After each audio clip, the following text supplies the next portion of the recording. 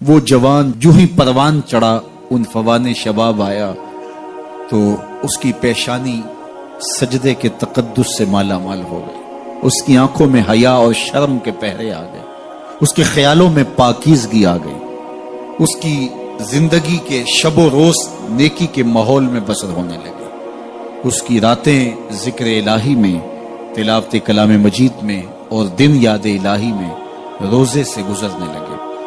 وہ جوان جس کی جوانی اللہ کی عبادت میں گزری، کیونکہ جوانی اگر عبادت میں گزر گئی تو بڑھاپا تو پر نور ہے ہی ہے۔ سب سے مشکل مرحلہ زندگی کا جوانی کا ہے۔ شیطان زیادہ ورغلاتا ہے کسی شخص کو جب وہ جوانی کے مرحلوں سے گزر رہا ہوتا ہے۔ تو جس کی جوانی خیریت کے ساتھ گزر گئی اور اس نے اپنی جوانی کے تقدس کو محفوظ رکھ کے منزل تک پہنچا لیا، اپنی عصمت کے جوہر کی حفاظت کی، اپنی آبرو کو لٹنے نہیں دیا، اپنی آنکھوں کی شرم و حیا پر پہرے بٹھائے اور آنکھ کو برباد نہیں ہونے دیا اور اپنی زندگی کے تقدس کا پہرا دیا، تو جو جوان اپنی جوانی کو خیریت کے ساتھ گزار گیا۔ کسی نے کہا تھا نا، کتاب زیست کا ایک اور باب ختم ہوا، شباب ختم ہوا، ایک عذاب ختم ہوا۔ تو جوانی جس کی منزل تک پہنچ گئی خیریت کے ساتھ، عافیت کے سائے میں۔ مشکل تو بڑا ہے جوانی کو منزل تک لے جانا، خیریت کے ساتھ، داغدار نہ ہونے دینا، جوانی کے تقدس کو رسوا نہ ہونے دینا، عصمت کے جوہر پہ کالک نہ لگنے دینا، خواہشات کو غالب نہ آنے دینا۔ آسان کام تو نہیں ہے، مشکل کام ہے، لیکن اگر کوئی مشکل کاٹ گیا، جوانی کے تھوڑے سے ایام میں گزار گیا، اللہ اکبر۔ حضرت شیخ ختلی کہتے ہیں، داتا گنج بخش علی حجویری علیہ رحمہ کے مرشد ہیں، الدنیا یومن ولنا فیہا صومن۔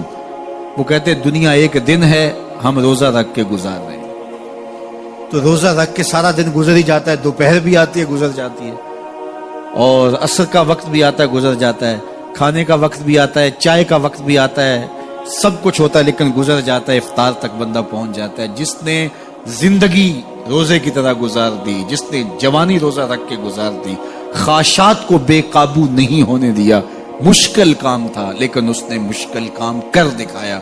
اجر کتنا بڑا ہے، سنیے اللہ کے محبوب کی زبان سے سنیے۔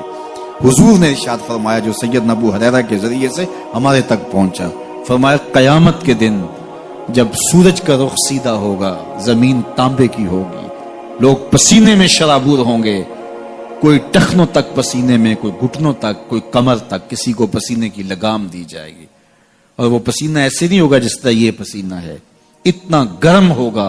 ابن رجب حنبلی کہتے ہیں اس پسینے کا ایک قطرہ اگر احد پہاڑ پہ ڈال دیا جائے تو وہ پگھل جائے، اتنا گرم ہوگا، بدبودار اتنا ہوگا، ایک قطرہ دنیا پہ ڈال دیا جائے، انسان کیا جانوروں کے دماغ بھی پھٹ جائے۔ اس پسینے میں لوگ شرابور ہوں گے، لیکن جس نے اپنی جوانی کو عافیت سے گزارا ہوگا، کل قیامت کے دن جب کوئی سایہ نہیں ہوگا، اللہ اس جوان پر اپنے عرش کا ٹھنڈا سایہ عطا فرمائے۔ وہ شخص جس کو کسی عورت نے دعوت گناہ دی اور وہ صاحب منصب تھی، صاحب جمال تھی، اور اس نے یہ کہہ کے یہ خواہش، یہ آرزو مسترد کر دی، انی خاف اللہ۔ اسی طرح کوئی عورت ہے تو اس نے اپنے تقدس کی حفاظت کی، اپنی آبرو پہ پہرا دیا اور کسی پیشکش کو ٹھکرا دیا، تو فرمایا قیامت کے دن جب کوئی سایہ نہیں ہوگا، اللہ اسے بھی اپنے عرش کا ٹھنڈا سایہ دے گا۔ کیسا سخت دن ہوگا، اور وہ کس اعزاز میں ہوگا، کس تکریم میں ہوگا۔ یہ تو 4 دن 10-20 سال ہیں، اور وہ 50,000 سال کا ایک دن۔ پھر اس کو اللہ کا شکر ادا کرنا ہوگا کہ اللہ تو نے کتنا کرم کیا میرے اوپر کہ میری جوانی خیریت اور عافیت سے گزری، اور آج اس کا تو کتنا بہتر صلہ مجھ کو دے دے۔